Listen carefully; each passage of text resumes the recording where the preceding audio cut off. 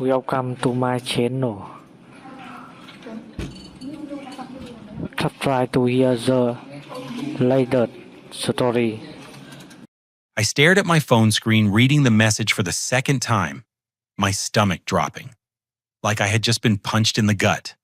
There it was, in black and white in our family group chat called The Coopers, posted by my own mother at 4:37 in the afternoon on my 28th birthday.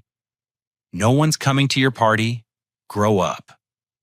The words burned into my retinas as I sat alone in my Austin apartment surrounded by streamers I had hung myself and a chocolate cake from the bakery down the street. I had been expecting confirmations about dinner reservations, maybe some birthday wishes, anything except this brutal dismissal of what I thought would be a celebration with the people I loved most. My name is Jackson Cooper, and I had spent the last 3 years believing I was doing the right thing by my family. After graduating from University of Texas with a computer science degree, I landed a software engineering position at a rapidly growing tech startup in downtown Austin. My salary of $135,000 annually felt like winning the lottery, especially since I grew up watching my parents struggle financially in our small town of Cedar Creek, about 45 minutes east of the city. When my father lost his job at the Westinghouse manufacturing plant 3 years ago, I stepped up without hesitation. At 25, I was young, single, and making more money than I knew what to do with. The decision seemed obvious help the people who had sacrificed everything to raise me. Every month, like clockwork, I sent $2,600 for their rent on a modest 3-bedroom house in Cedar Creek. I covered the payment on their Toyota Camry, which ran $468 monthly. Their health insurance premiums cost me another $615. Then there were the credit cards I had added them to as authorized users, which they used for groceries, gas, and what my mother called necessary expenses. All told, I was sending home nearly $8,000 every month. It represented more than half my take-home pay. But I lived frugally in a 1-bedroom apartment, drove a used Honda Civic, and felt genuinely good about being able to provide for the family that had given me everything. My parents had worked double shifts to pay for my college textbooks. My mother had sewn patches on my jeans rather than buying new ones, so they could afford my laptop for school. Supporting them felt like the natural order of things. I genuinely loved family gatherings. Growing up, birthdays were sacred in the Cooper household. My mother would spend days preparing elaborate meals, and we would sit around our old oak dining table sharing stories and laughing until our sides hurt. Even after I moved to Austin, I made the drive home for every birthday holiday and family milestone. When it came time to plan my 28th birthday celebration, I booked a private dining room at Salt Traders Coastal, cooking my favorite steakhouse in Austin for 7 people: my parents, my 24-year-old sister Emma, my Aunt Carol, my Uncle Steve, and myself. The reservation cost $350 just to hold the room, but I wanted somewhere special where we could celebrate properly. That morning, I had sent a cheerful message in our family group chat. Looking forward to seeing everyone tonight at 6:30. The restaurant has that amazing lobster special we talked about. I included the address and parking instructions. By afternoon, I was checking my phone every few minutes, expecting the usual stream of confirmations and birthday wishes that had become tradition in our family. Instead, I got that message from my mother. But what came next changed everything about how I viewed my family forever. My phone buzzed with a notification, but it was not from our family group chat. It was from my sister Emma, and she had sent me a screenshot that made my blood run cold. The image showed a different group chat, one I had never seen before, titled Jackson's Wallet. The participants were my mother, father, Emma, Aunt Carol, and Uncle Steve. The messages I could see in the screenshot were recent from just that morning. My mother had written, "Jackson's wallet is getting heavy again. Time for another withdrawal, LOL." My father had responded with laughing emojis and added, "Kid makes it so easy. Just mention family and he opens his checkbook." Aunt Carol had chimed in, I still can't believe he pays your rent and your car. What's next? Your mortgage. Uncle Steve's contribution was the most cutting. He's so desperate for our approval. It's actually pathetic, like a puppy begging for attention. But the message that destroyed me completely came from my sister Emma. Sometimes I feel bad about how much money he sends, but then I remember he chose this. If he wants to play ATM, that's his problem. At least we're getting something out of his weird need to feel important. I stared at the screenshot, my hands shaking. Then I noticed Emma had sent me another message immediately afterward. OMG Jackson.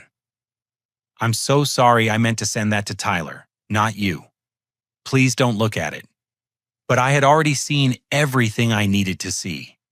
The people I had been supporting, the family I had sacrificed my own financial security for, had been mocking me behind my back for months.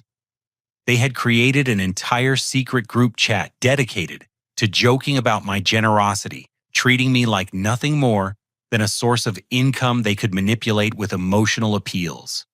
I typed back one word to my sister, understood. Then I opened my banking app and navigated to the automatic payments section. My finger hovered over the recurring transfer labeled Mom and Dad Rent, $2,600, scheduled to process the next morning. 3 years of payments, over $93,000 in rent alone. I pressed delete. The transaction was scheduled for cancellation. My phone started ringing within 10 minutes. Emma's name appeared on the screen, and I could practically feel her panic through the device.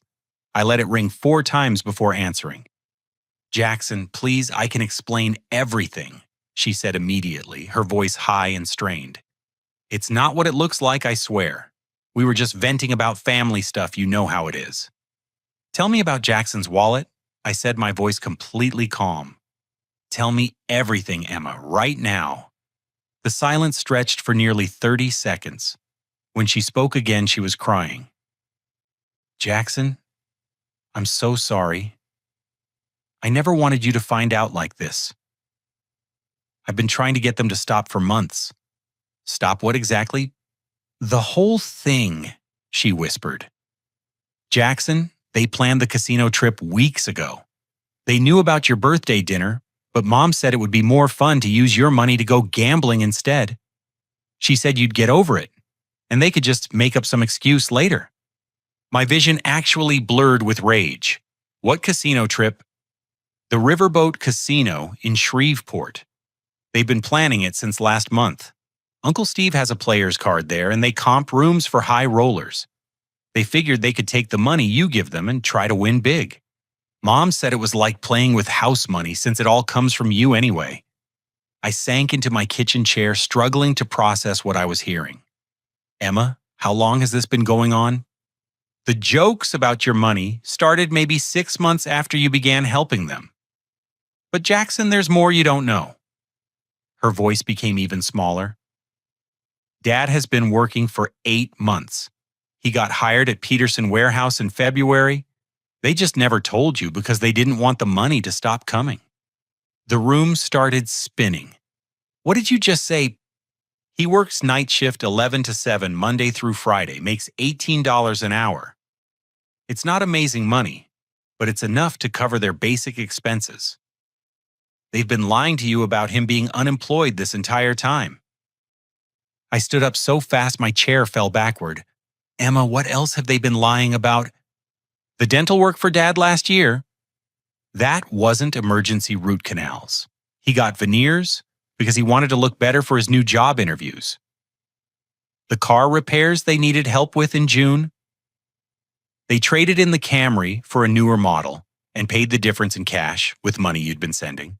The emergency fund Mom asked you to contribute to for household repairs, she used it to join that fancy gym downtown and buy a whole new wardrobe. Every revelation hit like a physical blow. 3 years of believing I was helping my family through genuine hardship when they had been systematically lying to me. And using my generosity to fund lifestyle upgrades they could never afford on their own. Emma, why are you telling me this now?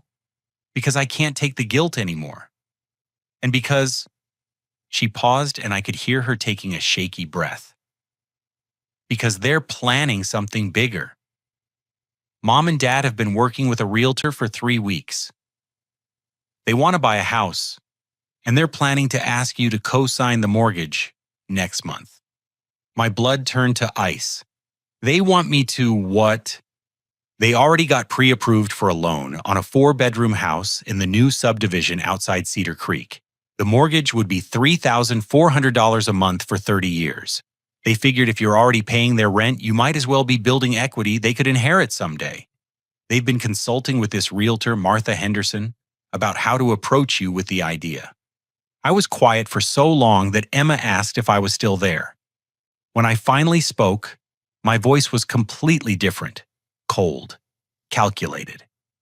Emma, I need you to send me everything, every screenshot from that group chat, every detail about Dad's job, the realtor's information, everything you know about their lies. Jackson, what are you going to do? I'm going to stop being the family ATM. But before I could take any action, I needed to see the scope of this betrayal with my own eyes. I needed to understand exactly how deep their deception went, and I needed to look my parents in the face when I confronted them with the truth. I hung up with Emma and immediately drove to their house in Cedar Creek. I did not call ahead. I did not warn them I was coming.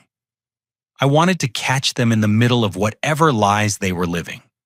When I pulled into their driveway at 6:15 in the evening, exactly 15 minutes before our birthday dinner reservation, I could see lights on throughout the house, and my father's newer Toyota Camry parked beside my mother's Honda Pilot. Both vehicles looked freshly detailed, and I noticed the Camry had new rims that definitely had not been there the last time I visited. I walked up to the front door and used my key. What I found inside completed the picture of betrayal that Emma had begun painting for me. My parents were in their bedroom getting dressed, and through the open door I could see my father adjusting a tie I had never seen before. He was wearing a charcoal gray suit that looked expensive, definitely not something from the department store clearance racks he used to shop. My mother emerged from their walk-in closet wearing a black cocktail dress and pearl necklace that caught the light like genuine jewelry. Not the costume pieces she used to wear to church functions. They looked like they were preparing for an upscale evening out, which made perfect sense since they were planning to spend my money at a casino instead of celebrating my birthday. Jackson. My mother's voice was artificially bright, but I caught the flash of panic in her eyes. What are you doing here, sweetheart? Shouldn't you be getting ready for your dinner? I came to pick you up, I said, looking directly at her. Since you're clearly dressed for an evening out, I figured you must be running late for my birthday celebration. My father appeared in the doorway, still adjusting his tie. Actually, son, we need to talk about tonight. Something came up, and we're not going to be able to make it to dinner. What came up? Your Uncle Steve invited us to join him for a business dinner in Shreveport. It's last minute, but it's an important networking opportunity for your father. The lie rolled off my mother's tongue so smoothly that I almost admired her skill. That's interesting, I said, because Emma sent me some information about your evening plans. The temperature in the room seemed to drop 10 degrees. My parents exchanged a look that told me everything I needed to know about their guilt. What kind of information? My father asked, but his voice had lost its casual confidence. I pulled out my phone and opened the screenshot Emma had sent. Information about Jackson's wallet? My mother's face went completely white. My father's hand dropped from his tie. For nearly 30 seconds, nobody spoke. Then my mother did something that shocked me more than any of their lies. She went on the attack. Jackson, I don't know what your sister told you, but you need to understand something about family responsibility. We raised you, we fed you, we clothed you, we paid for your education. Everything you have is because of the sacrifices we made. Supporting your family shouldn't be something you do for praise or recognition. It should be automatic. Automatic, I repeated slowly. That's right. We never asked you to start sending money you offered. But once you make that commitment to family, You don't get to throw it back in our faces when we don't perform gratitude the way you want us to." My father stepped forward, his expression turning hard. "Your mother's right. You act like we owe you constant thanks for doing what any decent son would do. We've been walking on eggshells around you for 3 years, pretending to be more grateful than we feel, because you seem to need that emotional validation." "Emotional validation?" I said. "Is that what you call expecting my family to show up to my birthday dinner?" "We have our own lives, Jackson," my mother snapped. "We can't drop everything every time you want to play happy family. You're 28 years old. It's time to grow up and realize that the world doesn't revolve around your need for attention." The cruelty in her voice was breathtaking. These were not the words of a mother who loved her son but struggled to express gratitude. These were the words of someone who genuinely resented my expectations of basic human decency. "What about Dad's job?" I asked. "What about it?" "The job he's had for 8 months while you've been telling me he's unemployed." My father's jaw tightened. "I don't owe you a report on my employment status. If I choose to accept help from my son during a career transition, that's between us." "Career transition." I laughed, but there was no humor in it. "You mean lying to me about being unemployed while working full-time and pocketing my money? We never asked you to pay our rent." My mother said, her voice rising. "You insisted on it. If you can't afford to help your family without keeping a ledger of every dollar, then maybe you should stop." I agreed. That was when my Uncle Steve arrived. I heard his truck in the driveway and watched through the window as he climbed out wearing his own version of casino attire, pressed khakis, a polo shirt, and boat shoes that looked brand new. He walked through the front door without knocking, calling out, "Y'all ready to go win some money?" He stopped short when he saw me standing in the living room. "Jackson, what are you doing here? Shouldn't you be at your birthday dinner?" "He knows about tonight," my mother said flatly. Uncle Steve's entire demeanor changed. His casual friendliness vanished, replaced by something much colder. "Well, that's unfortunate. Jackson, your parents are grown adults who can spend their evening however they choose. If you can't handle that level of independence, maybe you need to examine your own issues with control." "Control," I repeated. "That's right. You throw money at your family and then expect them to dance for you like trained seals. That's not love, that's manipulation. And frankly, it's starting to look a little sick." I stared at him. Sick. A healthy person doesn't need this level of gratitude and attention from his family. Your parents are worried about you, Jackson. They think you might have some kind of emotional problem that makes you obsess over family gatherings and birthday celebrations.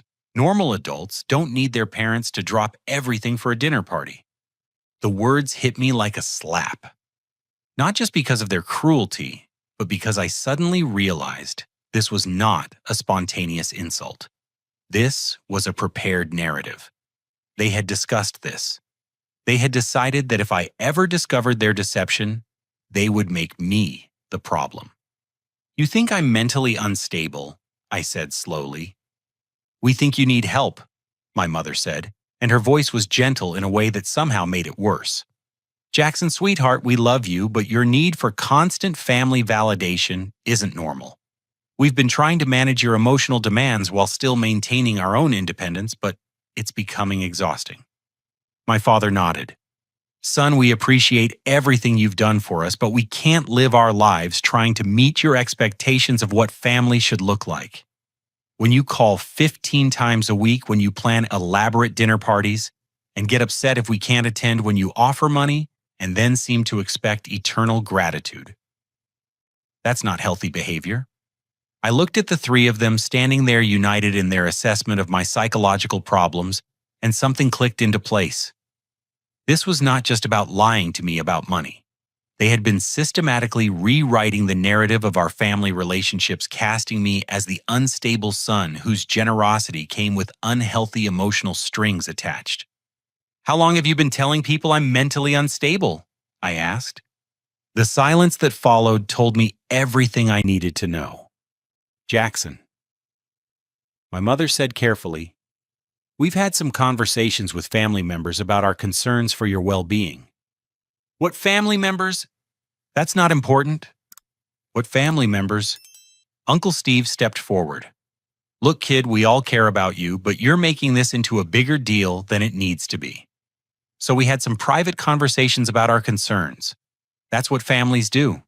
They talk about each other. "What did you tell them?" "The truth," my father said, "that you've been exhibiting some controlling behaviors and an unhealthy need for attention, that we're concerned about your mental state and trying to figure out how to help you." I stood in their living room surrounded by furniture and decorations purchased with my money, listening to my own family describe me as a mentally unstable control freak who manipulated them with financial support. The people I had been supporting for 3 years had not just been taking my money under false pretenses, they had been destroying my reputation with extended family to justify their behavior. "I need to leave," I said. "Jackson, wait," my mother called as I headed for the door. "We can work this out. We just need to establish some healthier boundaries." I turned back to look at her. "You're right about boundaries. I'm about to establish some very clear ones." I drove back to Austin in a state of crystalline clarity. The hurt and shock had burned away, leaving something much more focused and determined. For 3 years, I had been operating under the assumption that my family loved me and appreciated my support, even if they were not great at expressing it.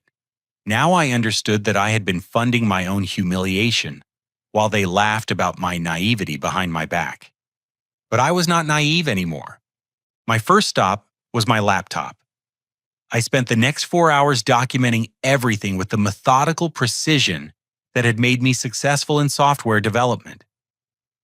I took screenshots of every bank transfer, every automatic payment, every credit card statement, showing purchases made by my family members. I saved Emma's screenshot of the Jackson's Wallet group chat to multiple locations. I compiled a spreadsheet showing exactly how much money I had sent them over 3 years, $112,000 in rent payments, $16,800 in car payments, $22,000 in insurance premiums, and approximately $47,000 in credit card purchases. The total came to just under $200,000. While I worked, I had my phone on speaker, making a series of very important calls. My first call was to Chase Credit Card customer service. "Hi, I need to report that my credit cards have been compromised. I believe unauthorized users have been making fraudulent purchases." The representative was extremely helpful. Within 15 minutes, I had frozen all 3 credit cards that my family members were authorized to use. The representative also walked me through the process of filing a formal fraud report for unauthorized purchases, which would require documentation of any charges I had not personally approved. My second call was to my bank. "I need to stop all automatic transfers to external accounts and place a fraud alert on my checking account." The transfer scheduled for the next morning was immediately canceled. The customer service representative also informed me that I could file a complaint with their fraud department if I believed someone had been receiving unauthorized payments from my account. My third call was more delicate. I contacted a family law attorney whose name I found through the Texas State Bar website. Her initial consultation fee was $300, but she agreed to speak with me that evening. "Mr. Cooper," Attorney Sarah Martinez said during our phone consultation, "based on what you're telling me, there are potentially several crimes involved here. Using credit cards registered in your name for personal purchases without your ongoing consent could constitute credit card fraud. Accepting financial support under false pretenses might qualify as wire fraud if they used electronic communication to request or coordinate the transfers. And if your father has been working while claiming unemployment to justify receiving your support, that could involve additional fraudulent activity. What would you recommend? Document everything. Keep records of all financial transactions. Save any communications where they requested money under false pretenses. If you can prove they intentionally deceived you about their financial circumstances to continue receiving support, you may have grounds for both criminal charges and a civil lawsuit to recover the money." How serious would the criminal charges be? Credit card fraud can be a federal crime if the amount exceeds certain thresholds. Wire fraud is always a federal crime. We're potentially talking about felony charges that could result in significant prison time and financial penalties. I thanked Attorney Martinez and hung up feeling like I was finally seeing the full scope of my options. But before I took any legal action, I needed to understand just how deep their deception went. Over the next several hours, I conducted what I could only describe as an investigation into my own family. I started by calling Peterson Warehouse, where Emma had told me my father was working. "Hi, I'm calling to verify employment for David Cooper," I told the HR department. "I'm his son, and I'm trying to update some insurance paperwork." "Let me pull up his file," the representative said. "Yes, David Cooper has been employed here since February 15th as a night shift warehouse associate." "Is there specific information you need?" "Just his start date and current status, thank you." February 15th, just as Emma had said. My father had been employed for 8 months while accepting rent money from me under the pretense of being unemployed. Next, I decided to examine the credit card statements more carefully. What I found made my stomach turn. In addition to normal purchases like groceries and gas, there were charges I had never noticed before. My mother had spent $600 at a jewelry store in Tyler. My father had purchased $450 worth of tools from Home Depot. There were repeated charges at high-end restaurants, a day spa, and what appeared to be a sporting goods store. But the most infuriating discovery came when I cross-referenced the dates of these purchases with conversations I remembered having with my parents. The jewelry store charge was from the same week my mother had called me crying about how they could not afford to fix their washing machine. The Home Depot purchase was from the day after my father had asked for an extra $500 to help with unexpected medical bills. The spa charges were spread across several months when my mother had been telling me how stressed she was about their financial situation. They had been using my credit cards to fund luxury purchases, while simultaneously asking me for additional help with fabricated emergencies. I was about to close the laptop when I remembered something else I wanted to check. I logged into my online banking and looked up the routing information for the automatic transfers I had been sending. Then I cross-referenced that with the Peterson Warehouse HR information. According to his employment records, my father's paychecks were being directly deposited into the same account where I had been sending rent money. For 8 months, their bank account had been receiving both my father's full-time salary and my monthly support payments.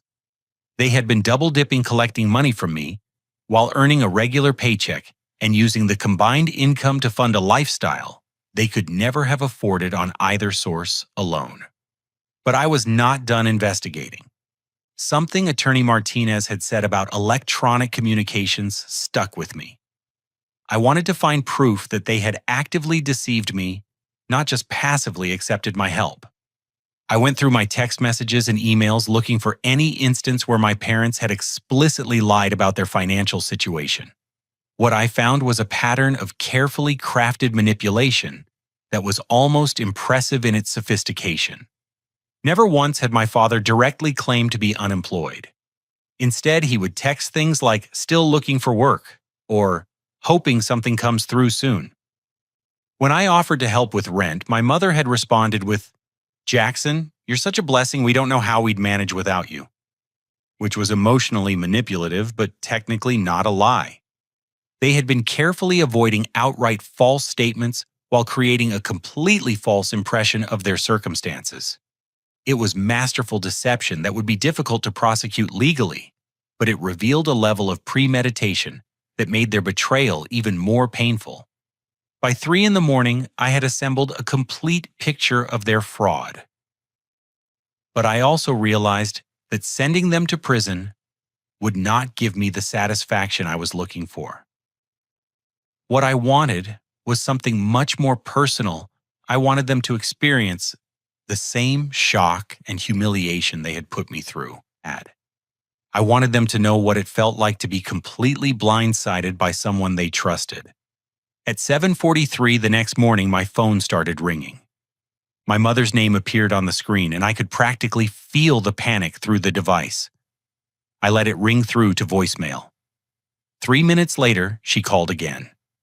Then again. By 8:15, I had received 12 missed calls and a stream of increasingly frantic text messages. The first message was relatively calm. "Jackson, honey, I think there's a problem with our credit cards. They're not working. Can you call the bank?" The second message, sent 10 minutes later, showed more urgency. "Jackson, we're at breakfast and none of our cards are working. People are staring. Please call me back right away." By the fifth message, the pretense of politeness was gone. "Jackson, what did you do? Our cards are all frozen and we're stranded at the casino. You need to fix this immediately." I did not respond to any of them. Around 9:30, my father started calling. His voicemail was significantly less diplomatic than my mother's text messages. "Jackson, I don't know what game you think you're playing, but you need to unfreeze our credit cards right now. This is embarrassing and it's making us look bad. Call me back in the next 10 minutes, or there are going to be consequences." I deleted the voicemail without listening to the whole thing. The calls and messages continued all morning, growing increasingly hostile as they realized I was not going to respond. By noon, I had received 47 missed calls and 23 text messages. The tone had evolved from confusion to anger to outright threats. My mother's final text message read, "Jackson, you are no longer welcome in our family. You are dead to me. We raised you better than this, and your behavior is disgusting. Don't ever contact us again." My father's voicemail was even more direct. "You want to play hardball, son? Fine. You just declared war on your own family. I'm driving to Austin this afternoon and we're going to have a conversation about respect. You've forgotten who you're dealing with?" Uncle Steve also left a message, "Jackson, I always thought you were a decent kid, but this is beyond the pale. What you did to your parents is unforgivable. There are going to be consequences for this. Family protects family, and you just made yourself an outsider." The threats should have worried me, but instead they confirmed everything I had learned about their true characters. When their manipulation no longer worked, they immediately resorted to intimidation and emotional abuse. But the most revealing communication came from my sister, Emma. She called me around 2 in the afternoon, and her voice was shaky. "Jackson, I'm at work, but Mom called me crying. She says you froze their credit cards and canceled the rent payment out of spite. She's telling everyone you had some kind of mental breakdown because they couldn't come to your birthday dinner. What do you think, Emma? I think they're scared. But Jackson, there's something else. Something I didn't tell you yesterday because I was afraid of how you'd react." My stomach tightened. "What?" "The birthday cards from Grandma and Grandpa Miller. The ones with money in them that you never received. Mom and Dad have been intercepting them for years. They take the cash and throw away the cards." The phone slipped in my hand. "What did you just say?" "Every year for your birthday and Christmas, Grandma and Grandpa send you cards with checks or cash inside. Usually $100 for birthdays, $50 for Christmas. Mom picks up their mail when she visits them, and if there's anything addressed to you, she takes it. She's been forging your signature and depositing the checks." I sat down heavily. My grandparents were 83 and 85 years old, living on Social Security and a small pension. They had been sending me birthday money that I never received, probably wondering why I never thanked them or even acknowledged their gifts. "How long has this been going on?" "Since you moved to Austin." "Maybe longer." "I found out by accident last year when I was helping Mom organize her purse and saw a birthday card addressed to you from Grandma. When I asked about it, she said she was going to give it to you the next time you visited, but she never did. I started paying attention after that." "Emma, that's mail theft. That's a federal crime." "I know.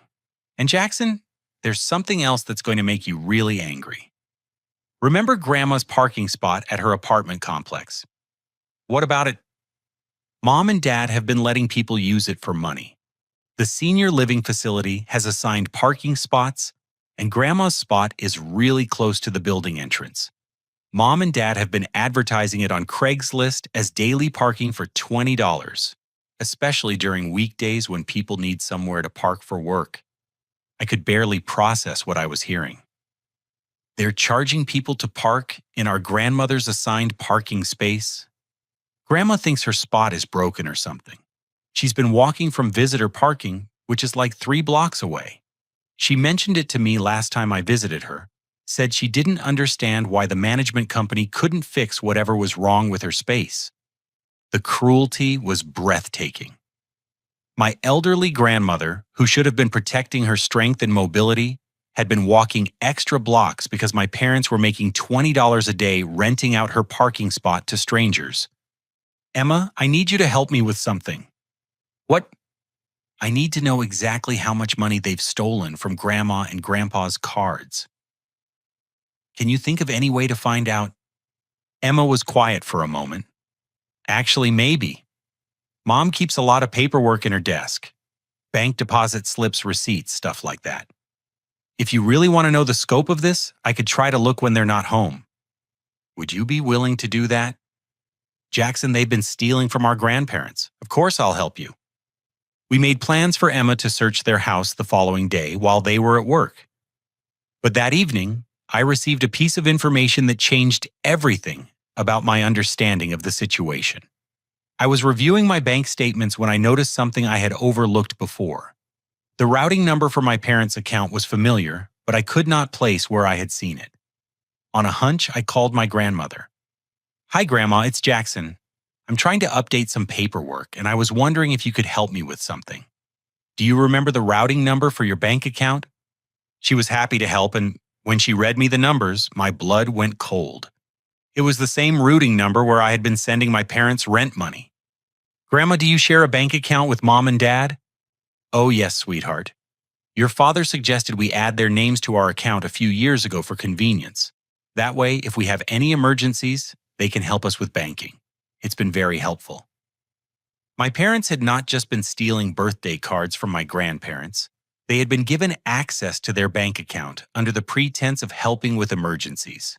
Every month when I sent rent money to that account, it was going into an account that also contained my grandparents' Social Security checks and pension payments. I suddenly realized the full scope of what my family had been doing. They were not just lying to me and stealing from me. They were financially abusing my elderly grandparents while using my money to fund their lifestyle upgrades. And they had been telling everyone that I was the one with problems. The next morning, I called in sick to work and drove to Cedar Creek with a specific mission. I needed to understand exactly how extensive their lies had become, and I needed evidence of everything they had done. My first stop was the senior living facility where my grandparents lived.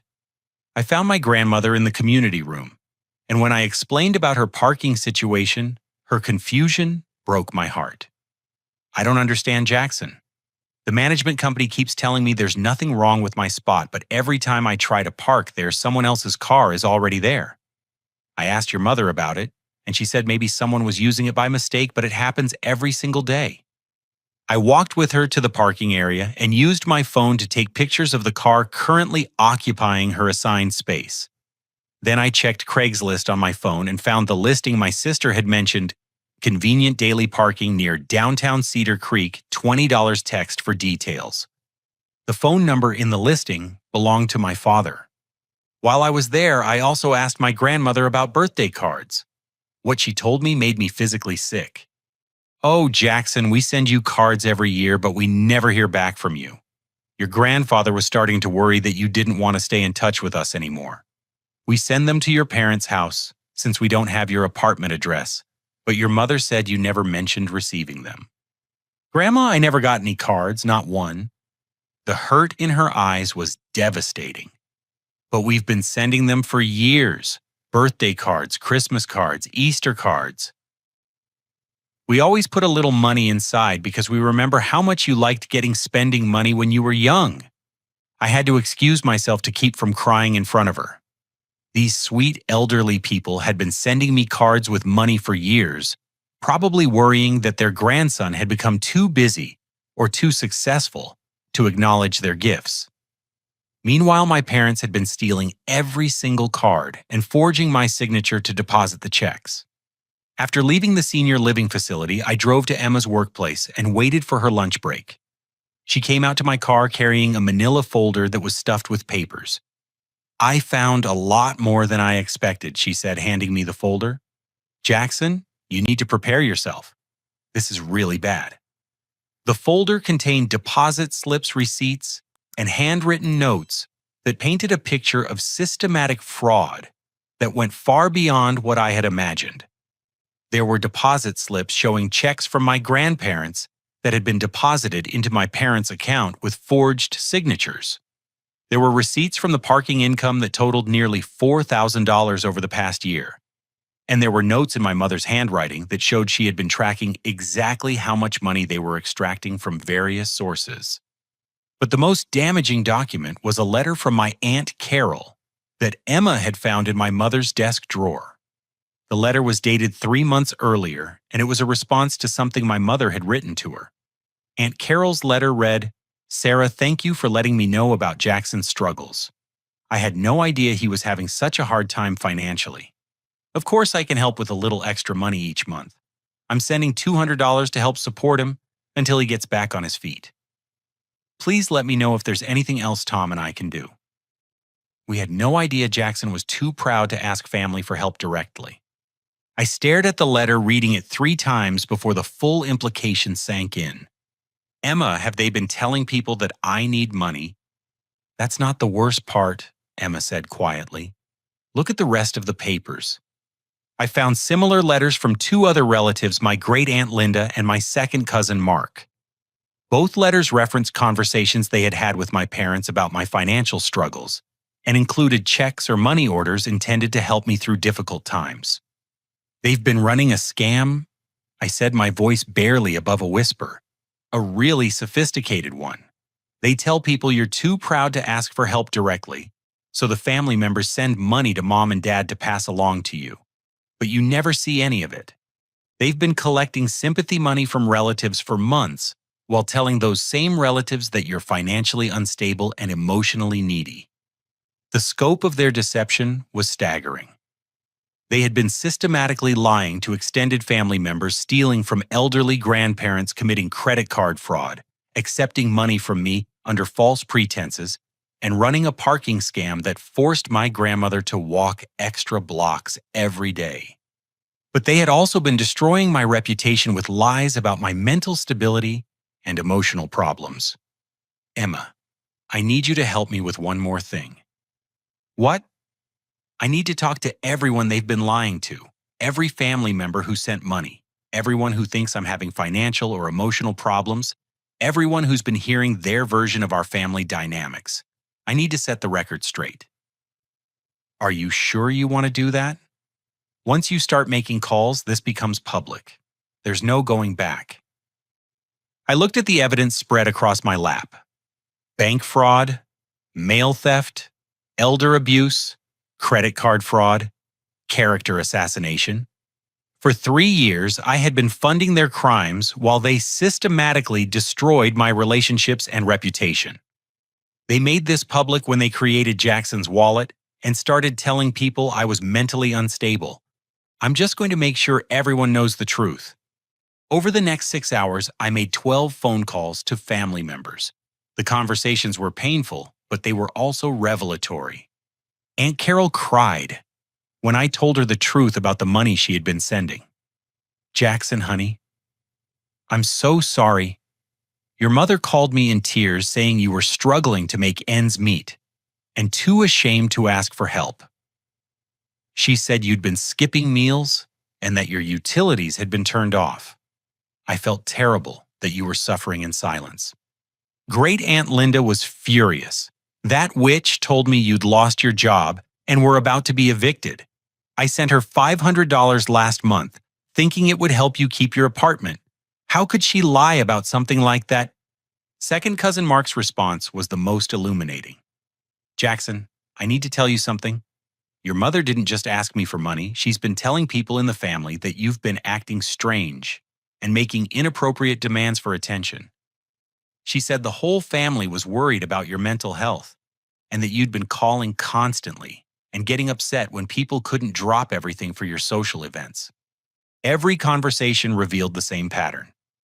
My parents had been running two separate scams, simultaneously collecting sympathy money from relatives by claiming I was financially desperate while also spreading rumors that I was emotionally unstable and making unreasonable demands on family time. They had isolated me from extended family by making everyone believe I was either pitifully broke or psychologically unbalanced, depending on what narrative served their purposes in each specific relationship. But the most shocking revelation came during my conversation with my uncle, Tom Aunt Carol's husband. Jackson, I'm glad you called because I've been concerned about some things your father told me. He said you'd been sending them money every month, but then getting angry and threatening to stop the payments if they didn't attend your social events. He made it sound like you were using financial support to control their behavior. Uncle Tom, I never threatened to stop helping them until yesterday. That's not what they told us. They said you'd been holding money over their heads for months, demanding they show up to dinners and parties or you'd cut them off. They made it sound like you were emotionally blackmailing them. The final piece of the puzzle clicked into place. They had not just been stealing my money and lying to relatives. They had been systematically rewriting the narrative of our family relationship, casting themselves as victims of my manipulation, and me as an unstable person who used money to control others. When I hung up from that last phone call, I knew exactly what I had to do. 6 months later, I was sitting in my new apartment in North Austin, a beautiful 2-bedroom place with a view of the lake that I could afford now that I was not sending $8,000 a month to fund my family's lies. Emma was visiting for the weekend, and we were preparing Sunday dinner for my grandparents, who had moved to a senior living facility much closer to me. The transformation in all our lives had been remarkable.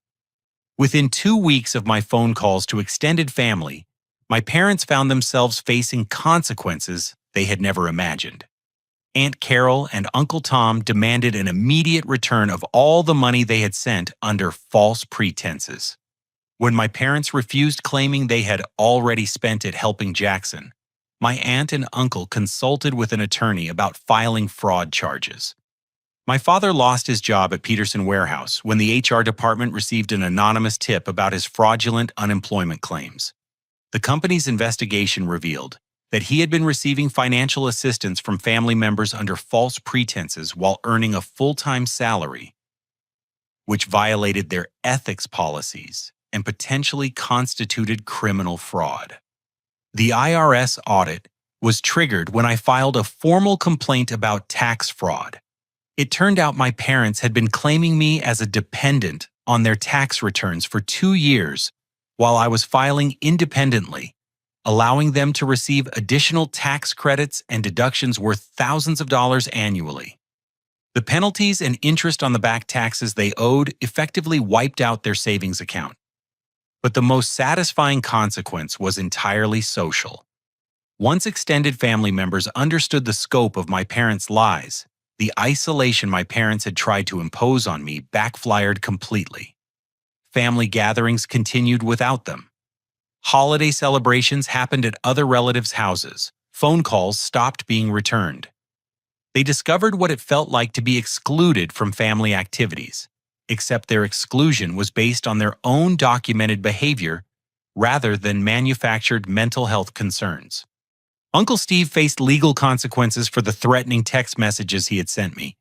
A local police officer who was a friend of Emma's boyfriend explained that threatening electronic communications could constitute harassment under Texas law. When Uncle Steve received a formal warning from the sheriff's department, his bravado disappeared entirely. Emma moved in with our grandparents for 3 months while she saved money for college.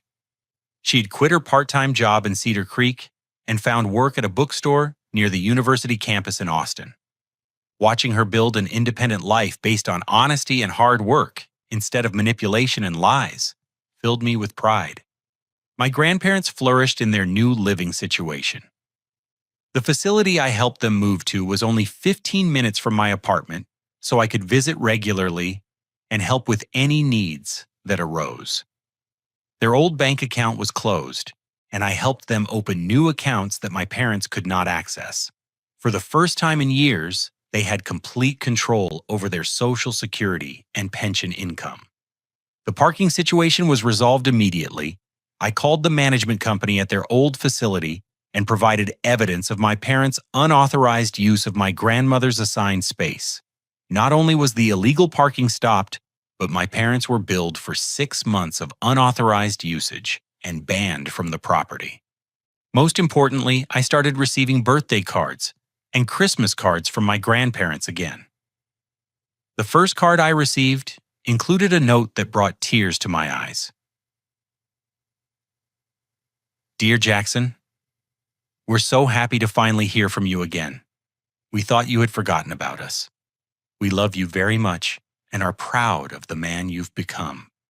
My social life improved dramatically once I stopped spending every weekend driving to Cedar Creek for family obligations that were based on guilt rather than genuine connection.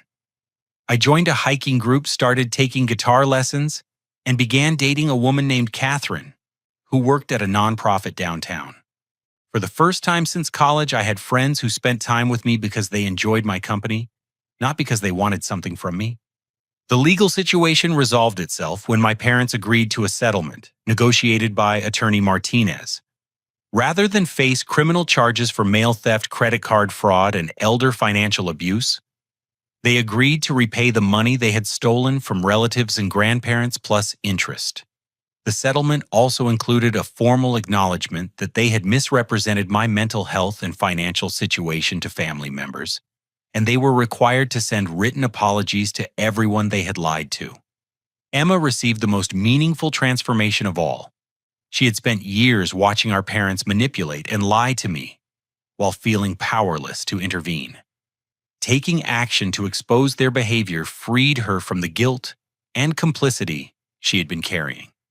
She started therapy to process the emotional impact of growing up in a household where manipulation was normalized, and she developed healthy relationship patterns that were based on honesty and mutual respect rather than financial dependence and emotional blackmail.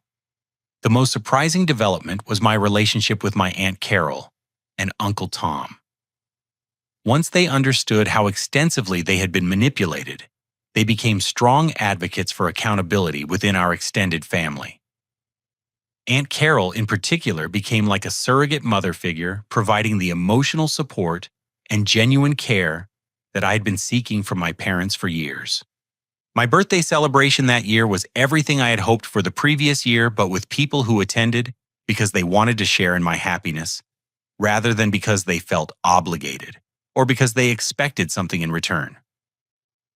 We went to the same steakhouse where I had made reservations the year before, but this time the private dining room was filled with laughter and genuine affection. Emma raised a toast that night that perfectly captured our new family dynamic. To Jackson, who taught all of us that real love means caring about someone's happiness more than what they can do for you. As I sat at that table, surrounded by my grandparents, my sister, my aunt, and uncle, and Catherine, I realized that losing my toxic family members had made room for authentic relationships with people who valued me as a person rather than as a source of income.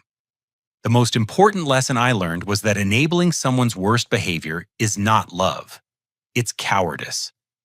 By refusing to hold my parents accountable for their lies and manipulation, I had been allowing them to become worse people while damaging my own self-worth and other relationships. Standing up for myself had forced everyone in our family to confront the difference between genuine love and transactional manipulation. I also learned that financial generosity without boundaries is not kindness. It's an invitation for abuse. When I started helping my parents 3 years earlier, I should have established clear expectations about honesty and communication. Instead, I had created a dynamic where they felt entitled to my support regardless of their behavior toward me. The final lesson was the most painful, but also the most liberating. Some family relationships are too toxic to preserve. I had spent years believing that family loyalty meant accepting any treatment from relatives simply because we shared blood. But real family loyalty means caring enough about each other to demand honesty, respect, and genuine affection. When those elements are missing, the relationship is no longer worth preserving regardless of biological connections. Today, my life looks completely different than it did a year ago. I have a savings account that grows every month instead of being drained by people who viewed me as their personal bank. I have relationships based on mutual respect and genuine enjoyment of each other's company. I have family traditions that celebrate actual love rather than financial obligation. And I have self-respect that comes from knowing I will not tolerate being manipulated or abused by anyone, regardless of their relationship to me. Have you ever had to choose between keeping peace with family members and standing up for your own dignity? Sometimes the most loving thing we can do is refuse to enable others' worst behaviors, even when those people are family. What's a boundary you wish you had set sooner in your own relationships? I'd love to hear your thoughts in the comments below. And if this story resonated with you, please consider liking this video and subscribing for more content about family dynamics and personal growth. Sharing this story might help someone else who's struggling with similar manipulation recognize that they deserve better treatment. Thank you for listening, and remember that choosing your own well-being over others' expectations is not selfish. It's necessary.